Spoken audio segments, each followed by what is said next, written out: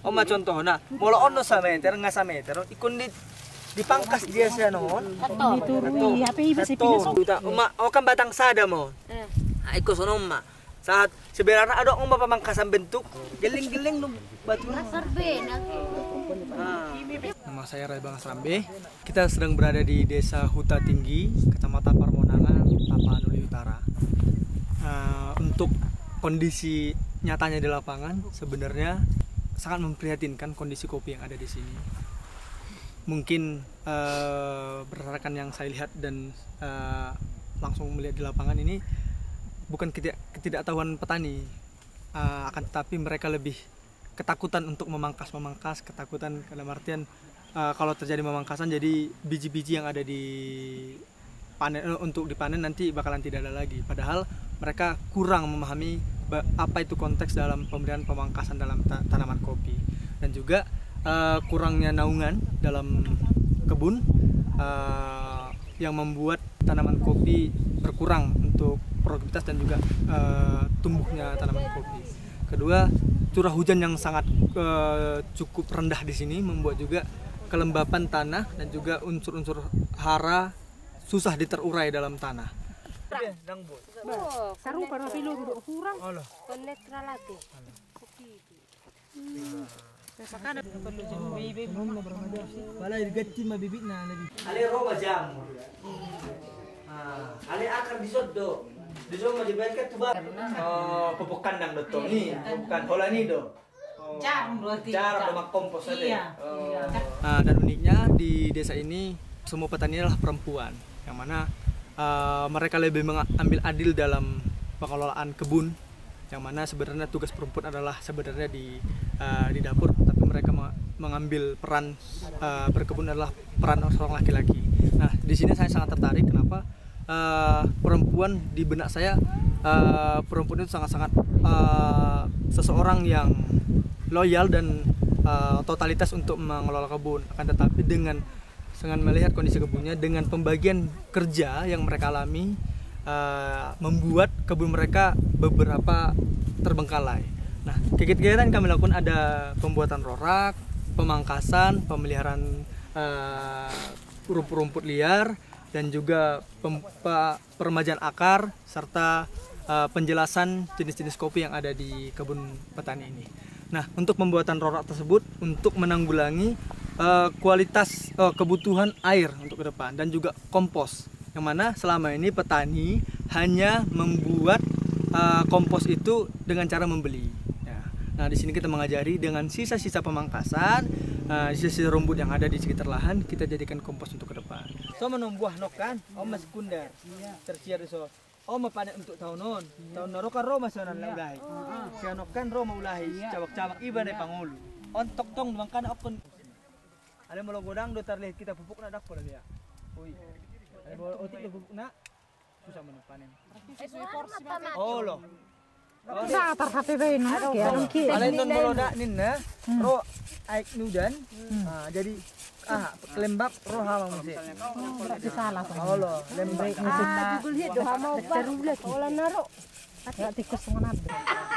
Salam, ini nama saya dengan Caroline Taraja sebagai ketua kelompok binaan GCI. Ini kami sekarang lagi di desa Golat, dusun Golat, desa Huta Tinggi 2, kecamatan Parmonangan, Kabupaten Tapanuli Utara. Pada umumnya tanaman kopi di sini, kalau untuk 5 tahun ke belakang, sungguh miris ya. Kalau kita bandingkan dengan pertanian kopi orang tua kita dulu. Kalau sekarang itu banyak penyakit yang kita ketemukan. Contohnya dahannya itu mati, batangnya kena itu ulat digerek gitu ya. Terus daun keriting dan juga busuk bijinya.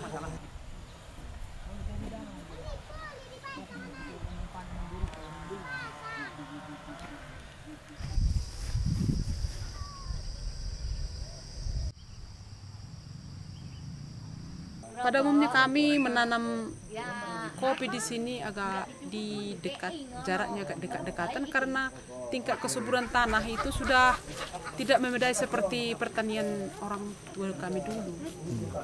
Makanya untuk menghindari kalau misalnya batang dari kopi ini salah satu batang yang mati supaya tidak terlalu banyak yang kosong.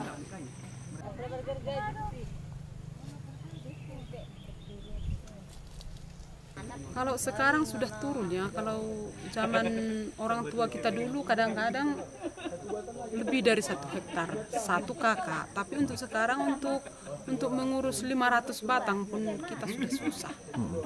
Karena kendala-kendala yang tadi. Kalau saya ada kira-kira 1/2 hektar dengan jumlah pokok batang kopi 500-an lebih. Karena tanaman kopi saya tidak saya kasih pupuk kimia, ya yang paling tinggi kemarin itu 4 liter, sekitar 4 kilo 8 ons.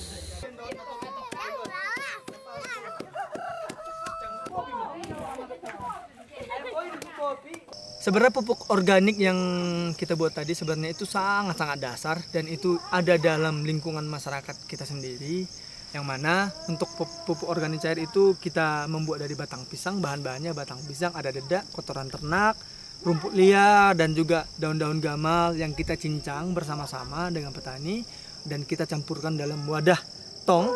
Tergantung tongnya tadi kita gunakan 180 liter. Nah, itu akan diaplikasikan 2 minggu setelah fermentasi. Nah, ini juga sebenarnya pupuk organik yang dasar. Sebenarnya masih banyak pupuk-pupuk organik yang dapat kita kelola di lahan masing-masing. Akan tetapi ini adalah bahan-bahan yang mudah, yang biasa ditanam petani, yang memang biasa ada di perkarangan dan tidak memakan kos lebih.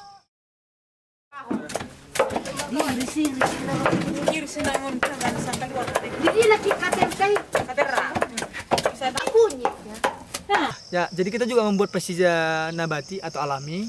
Ada beberapa tadi, yaitu untuk hama serangga dan juga jamur-jamuran. Nah, untuk hama itu kita melihat kondisi di sini ada beberapa bahan yang kita gunakan seperti daun sesak, daun serai, tembakau, dan daun pahit-pahit. Bahasanya di sini daun liar tapi mengandung kalau dibilang masalahnya kepahitan. Jadi mungkin ini akan berefek pada hama serangga yang memakan.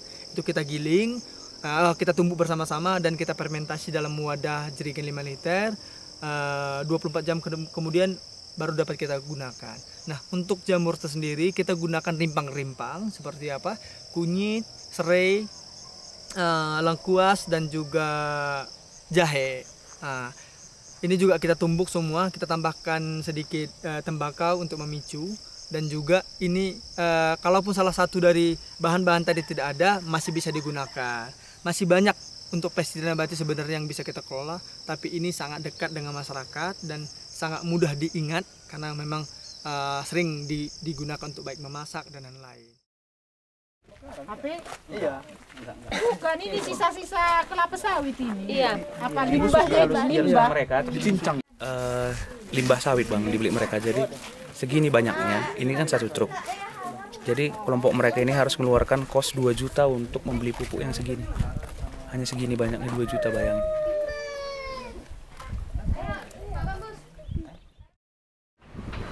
GJI di Huta Tinggi itu kegiatannya adalah pendampingan kelompok perempuan, yang dimana notabene-nya perempuan di sana itu memiliki tugas yang lebih besar daripada seharusnya, sehingga GJI tertarik untuk mendampingi perempuan yang ada di sana. Komoditas utama yang ada di Huta Tinggi itu sebenarnya kopi, tetapi semenjak tahun 2021 perubahan komoditas itu sudah mulai terjadi, mulai dari kopi ke jagung. Jadi tujuan GJI mendampingi di sana itu tidak jauh-jauh untuk mempertahankan komoditas utama itu tadi, apalagi kopi sekarang itu memiliki nilai ekonomi dan pasar yang luas. Jadi untuk mendukung kegiatan itu tadi, GJI melakukan pelatihan-pelatihan pembuatan bahan-bahan pupuk secara mandiri atau secara organik untuk membantu mengurangi biaya kos atau biaya yang dikeluarkan petani untuk menghasilkan kopi dari setiap ladangnya masing-masing. Untuk menekan harga itu, maka dilakukanlah pelatihan seperti yang dijelaskan tadi. Harapan setelah dilakukannya pelatihan ini, kita berharap agar kualitas dan kuantitas kopi yang dihasilkan oleh kelompok ibu-ibu yang kita dampingi di Desa Huta Tinggi itu tadi bisa lebih meningkat. Ju nanti baru juntak. Jangan tegak ngalim. Perasaan pula apa? Harapan. Harapan lah itu. Harapan. Harap ibu gimana?